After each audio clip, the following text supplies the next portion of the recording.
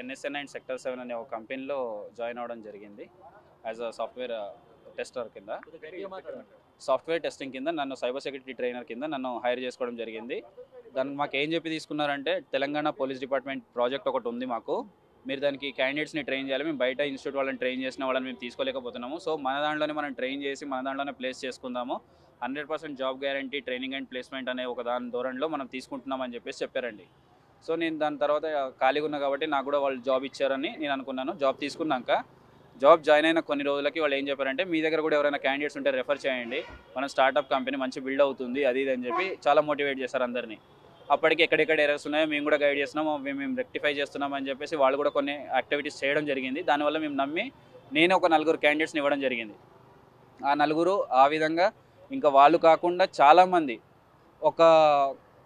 ఒక వ్యక్తి వెంకటేష్ గౌడ్ అని 150 ప్రొఫైళ్ళు, అండ్ చరణ్ అనే ఒక వ్యక్తి 67 ప్రొఫైళ్ళు, వేరే శివ మరి తన పేరు శరత్ కుమార్ అని, శివ అని చెప్పేసి వీళ్ళు 5 ప్రొఫైళ్ళు 6 ప్రొఫైళ్ళు ఒక్కొక్క వ్యక్తిగా చాలామంది దగ్గర చాలా ప్రొఫైళ్ళు తీసుకోవడం జరిగింది. ఒక్క ప్రొఫైల్కి 2 లక్షల నుంచి 3.5 లక్షలు 4 లక్షల దాకా ఛార్జ్ చేయడం జరిగింది. ఇది బ్యాక్డోర్ వల్ల లేదా ట్రైనింగ్ అండ్ ప్లేస్మెంట్ అని చెప్పాలా నాకు అర్థం కాలేదు. కానీ ముఖ్యంగా అందరికీ చెప్పిన పేరు ఏంటంటే, Telangana police department police department యొక్క ప్రాజెక్ట్ ఉంది అని చెప్పేసి హైర్ చేసుకోవడం జరిగింది. జరిగిన తర్వాత ఎప్పుడైతే 3 నెలల ట్రైనింగ్ నేను కంప్లీట్ చేయడం జరిగిందో, ఆ రోజు నాకు ఏమన్నారు, స్టైఫండ్ మోడ్ కింద 30,000 అన్నారు, ఆ తర్వాత 50,000 అని చెప్పడం జరిగింది. 50,000 ఓకే అనుకున్నాను. అప్పటికి ఓకే అనుకొని 50,000 ఏదైతే 4వ నెల వచ్చిందో ఆ రోజు అడగడానికి వెళ్తే, నేను మీ పర్ఫార్మెన్స్ క్యాలిక్యులేట్ చేయాలన్నారు. ఏం పర్ఫార్మెన్స్ అని అడిగా. వాళ్ళకు ఏం పర్ఫార్మెన్స్ అంటే దాంట్లో ఎలాంటివి చెప్పడానికి లేదు, మేము డిస్కస్ చేసి చెప్తాం మేనేజ్మెంట్తో అన్నారు. మీరే కదా మేనేజ్మెంట్ సిఓఓ, మీరే కదా చెప్పాల్సింది, మరి ఏంటి అని అంటే చెప్పలేదండి వాళ్ళు. సో మేము తర్వాత మాట్లాడతాం మీతో అని చెప్పారు. మీరు ఆర్గ్యుమెంట్ చేయకండి, మీకు ప్రాజెక్టే కదా కావాలి, మండే రోజు, నేను ఫ్రైడే రోజు మాట్లాడిన వాళ్ళతో మండే రోజు మీకు ప్రాజెక్ట్ వస్తుందని చెప్పేసి నన్ను పంపించేశారు ఆఫీస్ నుంచి. Work FL office which is beside of Google.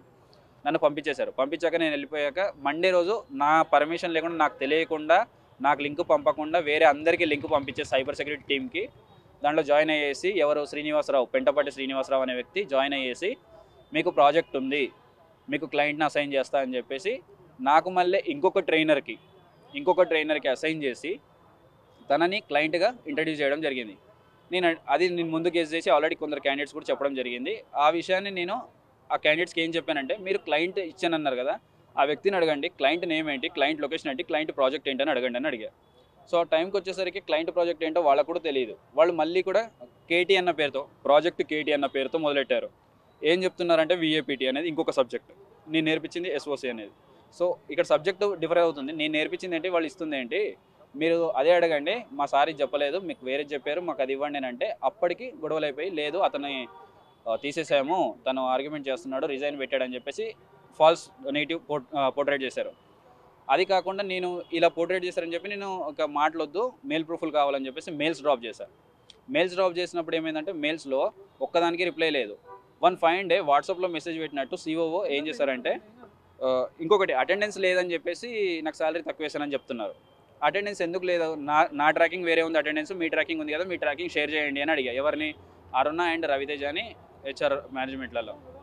వీళ్ళని అడిగినప్పుడు అది మేము హైయర్ అఫీషియల్స్కి పంపాక ఆ డేటా మా దగ్గర డిలీట్ అవుతుంది అన్నారు. నేను ఇప్పటివరకు ఏ కంపెనీలో డేటా డిలీట్ అవుతుంది అనేది వినలేదు, విచ్ ఇస్ యాక్టివ్ ఎంప్లాయీ.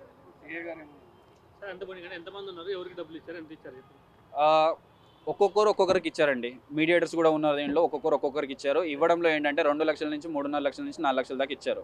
అందులో ముఖ్యంగా ఎవరు తీసుకున్నారు అని అంటే, శ్రీనివాస్ అనే ఒక వ్యక్తి, పెంటపాటి శ్రీనివాసరావు అనే వ్యక్తి తీసుకోవడం జరిగింది.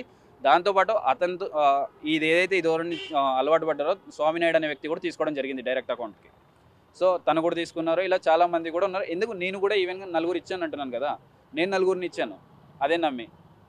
ఇవన్నీ వాళ్ళు చెప్తుంటే కూడా మాకు ఫాల్స్ ఎలిగేషన్ చేసినందుకు మేము చేస్తున్నామని చెప్పేసి అందరు క్యాండిడేట్స్ దృష్టిలో నేను ఒక ట్రైనర్ని, నన్ను ఏంటంటే చీటింగ్ చేశాడు, ల్యాప్టాప్స్ ఎత్తుకుపోయాడని చెప్పారండి.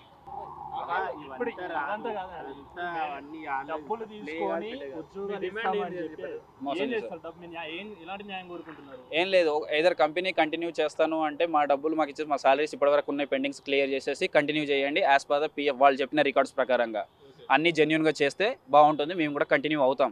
లేదు అది కాదు అంటారా, మా తీసుకున్న అమౌంట్ మాకు అప్పచెప్పేస్తే మా సాలరీస్తో పాటు, ఎందుకంటే we have wasted our time more then 4-5 months. ఆ వేస్ట్ అయిన టైం మా సాలరీస్ మాకు ఇచ్చేసి దాంతోపాటు మా ఈ పిల్లలు ఎవరైతే కట్టిన అమౌంట్స్ ఉన్నాయో వాళ్ళ అమౌంట్స్ వాళ్ళకి తిరిగి ఇచ్చేస్తే మేము మా దారి ఇంకేదో చూసుకుంటాం. ఇది మాది.